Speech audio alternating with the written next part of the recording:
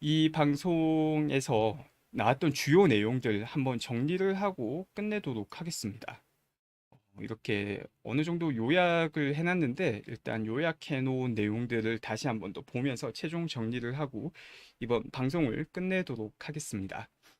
일단 테슬라 퍼포먼스와 관련된 내용입니다. 2022년 말에 그 런 레이트 기준, 그 말 기준 생산 능력이 200만 대가 가능할 것이다. 목표로 하고 있다라고 말을 했습니다. 그리고 자율주행과 관련해서 이게 정말 아직까지도 많이 저평가되어 있고 이 자율주행이 가능하게 된다면은 테슬라에서 얻게 되는 수익이 많은 애널리스트들이 말하는 것보다 훨씬 더 높은 수준이 될 것이다 라고 다시 한번 더 강조했습니다. 그리고 모델 Y가 과거에 말했던 것처럼 세상에서 가장 많이 팔리는 차량이 될 것이다 라고 다시 한번 더 반복을 하였는데 매출 기준 올해 이 최고 많이 팔리는 차 타이틀을 성취할 것이다 라고 하였고 또 판매 대수 기준으로는 내년에 가장 많이 팔리는 모델이 될 것이다 라고 했습니다. 이제 신규 공장과 관련해서 이게 정말 중요한 이야기를 했습니다. 이제 10개에서 12개 정도의 기가 팩토리가 건설될 것이다 라고 했고 각 공장마다 신규 팩토리, 신규 공장 기준 150만 대에서 200만 대의 생산 능력을 갖출 것이다. 이게 정말 엄청 생각보다 중요한 내용입니다. 이게 정말 정말 중요한 내용입니다. 그리고 마스터 플랜 3도 이번 달에 최대한 끝내보겠다라고 말을 했고, 이제 여기서 지구 전체가 재생 가능한 에너지를 사용하는 사회가 되기 위해서 필요한 그 파운데이션이 뭔지, 그 밑바탕이 뭔지에 대해서 전부 다 정리를 하는 내용을 발표하겠다라고 말을 하였습니다. 그리고 슈퍼차저와 관련해서 또 중요한 내용이 곧 발표가 될 것이다라는 힌트를 주면서 좀 자세하게는 말을 해주지 않았습니다. 하지만 충분히 이와 관련된 큰 변화가 있다라는 힌트는 준 것 같습니다.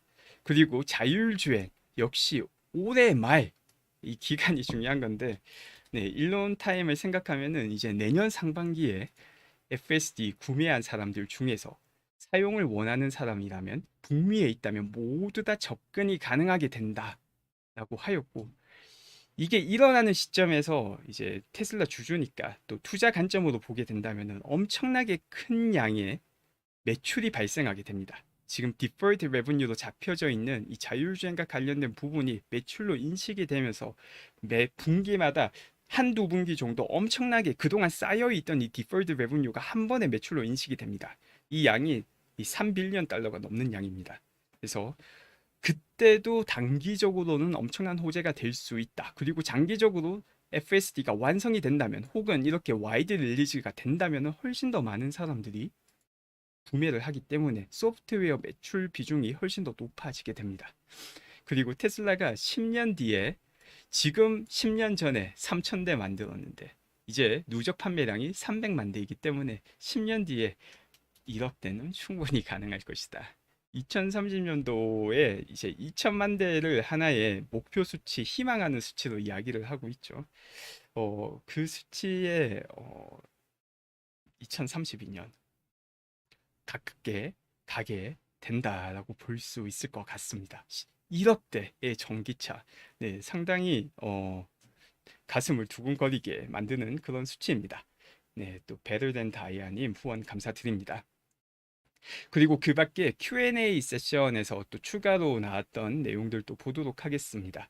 네, 이거 역시 중요합니다. 정말 중요한 내용입니다. 테슬라에서 가지고 있는 이 넘치는 돈, 정말 현금 흐름이 너무 높다. 이걸 어떻게 할 것이냐에 대해서 자사주 매입이 가능하다라고 답변을 주었습니다. 그리고 이 내용 같은 경우는 제가 몇 개월 전에도 자사주 매입은 시간의 문제이지 일어날 수밖에 없다라고 다루기도 했습니다. 이렇게 일어날 수밖에 없는 이유가 지금 테슬라는 할 수 있는 모든 투자를 다 한 다음에도 수조 원대의 현금이 매 분기 쌓입니다. 수조 원이 네, 엄청나게 많은 현금이 쌓이고 있기 때문에 이를 어떤 형태로든 더 써야 됩니다. 근데 테슬라가 확장을 하면서 돈을 최대한 효율적으로 쓰고 잘 쓰고 있음에도 그렇게 쌓이는 게 중요한 거죠. 이제 그렇기 때문에 어느 순간에서는 자사주 매입이 사실 빠르면은 3년 안에 일어날 가능성이 상당히 높다라고 생각이 됩니다. 그리고 2천만 대의 차량을 매년 만들려면 기가 팩토리가 몇 개 필요한가? 앞서 살펴본 것과 비슷하게 열 몇 개가 필요하다라고 답변을 하였고, 프리몬트 공장 같은 경우는 기가 팩토리가 아니라서 벌써 사용하고 있는 공간을 다 활용하였기 때문에 80만 대 정도 만드는 게 최대치가 될 것 같고, 새롭게 만드는 신규 공장들은 150만 대에서 200만 대를 각 공장당 생산을 할 수 있게 될 것이다 라고 말을 했습니다. 이제 이를 바탕으로 본다면 2천만 대를 위해서 필요한 최소 기가 팩토리는 10개에서 11개가 되게 됩니다. 그래서 11개에서 15개 사이의 기가 팩토리면은 매년 2천만 대의 전기차를 만드는 테슬라를 볼 수 있게 되고, 또 이것과 관련해서 뒤에 나오겠지만 정말 중요한 게 올해 말에 신규 기가 팩토리 건설을 발표할 것이다 라는 이야기가 나오죠. 그리고 사이버 트럭과 관련해서 당연히 지금 상황이 많이 바뀌었기 때문에 제 스펙과 가격은 미래에 바뀌게 될 것이다 라고 이야기를 하였습니다. 또 그 밖에 슈퍼차저 중에서도 몇몇 슈퍼차저는 하나의 테마파크 느낌이 나도록 좀 재미난 슈퍼차저를 만들어서 수익과 상관없이 고객분들, 그리고 테슬라 고객이 아니라도 다른 분들도 와서 즐길 수 있는 그런 레스토랑을 만들겠다라고 이야기를 하였습니다.